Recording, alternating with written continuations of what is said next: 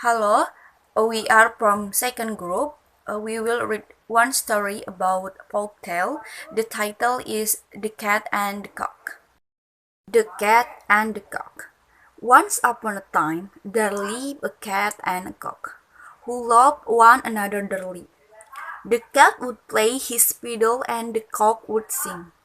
The cat would go to get food for the two of them, and the cock would stay at home and look after the house.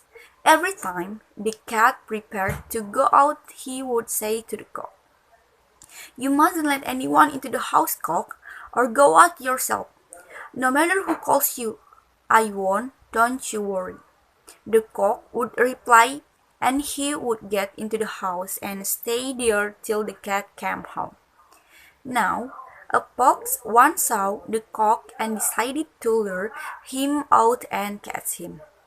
She crept up to the window of their house when the cat was out and called out, "Come out, cock, and join me, and I will give you grains of wheat and some water clear and sweet." But the cock called out in reply, "Cock-a-doodle-doo, I will do without, for I promised puss I'd not go out." The fox saw that this was not the way to go about things. So one night she crept up to the house, threw some wheat grains under the window for the cock to see, and herself hid behind a bush. By and by, the cat went out hunting as usual, and the cock opened the window and looked out. There was no one about, he saw, but there, scattered on the ground, lay some luscious grains of wheat.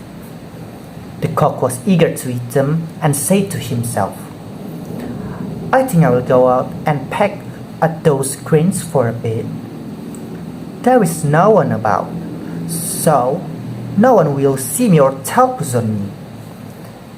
But no sooner did he step over the threshold than the fox was upon him.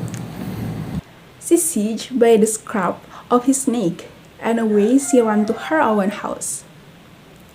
And the cock called out to the cat, "Save me, brother puss, I pray. Fox is taking me far away. For her bushy tail, I cannot see the trail. If you don't come, friend, I will meet my end." Now, the cat was a long way off, and he did not hear the cock. And by the time he returned home, it was too late for him to go after the fox. He tried to overtake her, but could not.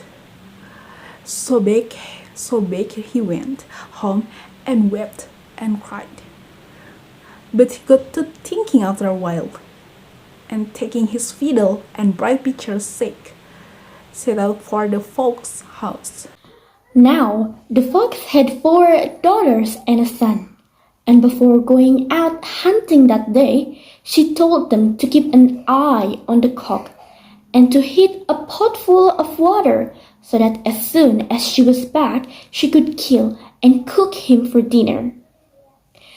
"And mind you, let no one into the house while I'm away," she said. Away she went, and the cat came up to the house, stood under the window, and began to play and to sing the following song.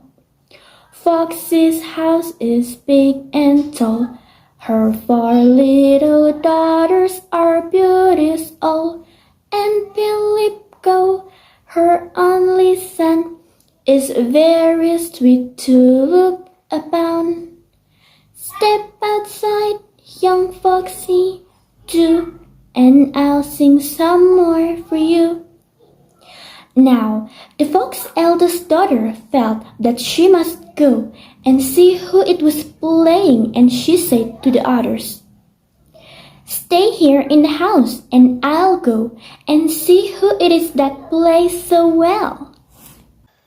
She came out of the house, and the cat rapped her smartly on the nose, whisked her into his sack, and began to play and to sing again. Fox's house is big and tall. However, little Tucker are beautiful, and Philip Cock, her only son, is very sweet to look upon. Step outside. Your foxy too. I'll sing some more for you. The fox second Tucker went out to see who was praying, and the cat rubbed her on the nose and whisked her into his sack.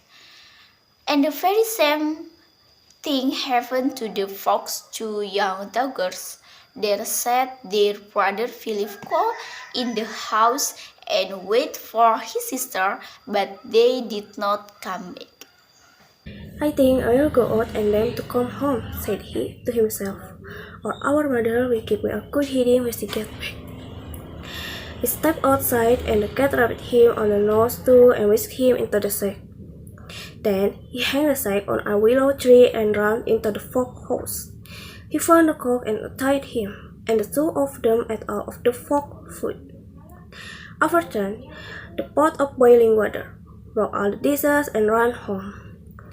And the cock did just as the cat told him ever after and never disobeyed him. So, the conclusion is this is a story of two friends, a cat and a cock, who lived together. And each time the cat was out, he beat the cock not to come out and let nobody in. One day, a fox was passing nearby and decided to have some cock flesh. She lured the cock out, grasped him, and carried him into her house. But the cat has an idea to try to save him. The fox brought the cock to her house and told her children not to come out and let nobody in when she returned to hunting. But because the fox cubs made the same mistake as the cock before, the cat put the fox cubs in the sack, and finally the cat was able to save the cock. Four characters from the story of the cat and the cock. First, the cat has an alert and careful character. Second, the cock has a character that is easily tamed, greedy, and breaks his promise to the cat. Third, the fox was very greedy and clever, and with his clever, he managed to get many chickens, but still failed in the end. Moral message: don't disobey the order because it could make you regret it later. Thank you.